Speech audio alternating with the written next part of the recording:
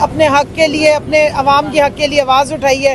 اس جرم کی پاداش میں ہمیں دہشت گرد بنا دیا گیا ہے. کلبھوشن یادو کو یہاں پر پروٹوکول دیے جاتے ہیں، ابھی نندن کو چائے کا کپ پلا کے واپس بھیج دیا جاتا ہے اور ہم دہشت گردی کی عدالتوں میں آتے ہیں. جی بسم اللہ الرحمن الرحیم. یہ فیصل آباد کی دہشت گردی کی عدالت میں آج پیشی تھی اور 4 تقریباً FIRs ہیں جن میں بڑے سیریس نوعیت کے الزامات لگائے گئے ہیں 9 مئی کے حوالے سے، اور ان کیسز میں آج یہاں پر ہماری حاضری تھی. تو ابھی انویسٹیگیٹو جو ہمارے پروسیکیوٹر ہیں اور انویسٹیگیشن آفیسرز ہیں انہوں نے مزید ٹائم مانگا ہے.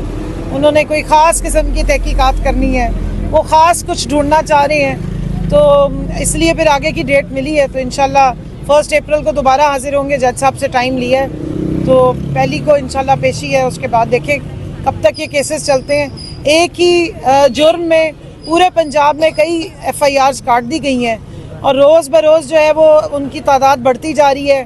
جرم جو ہے وہ صرف یہ ہے کہ پاکستان سے ہم نے محبت کی ہے، ایک سچے ایماندار لیڈر کے ساتھ ہم کھڑے ہوئے ہیں. اور کہ یہ کسی انسان کی نہ نیچر بدلتی ہے نہ اس کے اندر کی صفاقی. اس نے کہا میں تو روتھلیس ہوں. خود انہوں نے بتایا ہے کہ اگر ہمارے خلاف کوئی بات کرے گا تو آئی ایم روتھلیس. روتھلیس کا مطلب ہوتا ہے شفاق. تو ہمیں کوئی بھول نہیں ہے ان کے اوپر. یہ پنجاب پولیس انہی کی لگائی ہوئی ہے، انہی کی ٹرین کی ہوئی ہے. اگر ابھی یہاں پر تو پولیس والے ہمارے ساتھ بہت بہتر سلوک کرتے ہیں. جہاں ان کی اپنی تسلط اور اجارہ داری ہے، جہاں انہوں نے کرمنلز بھرتی کیے جو ان کو آج سینئر عہدوں پہ بھی بٹھایا ہوا ہے اور اپنی ذاتی کہتے ہیں رعایا کے طور پر عوام کو ٹریٹ کرواتے ہیں اسی پولیس سے، ان سے ہمیں کسی اچھے کی امید نہیں. ہمیں آئین اور قانون کے اندر رہ کے اپنی لڑائی لڑ رہے ہیں. اسی آئین اور قانون کا ہمارے خلاف استعمال کر کے ہمیں کرمنلز بنایا گیا ہے.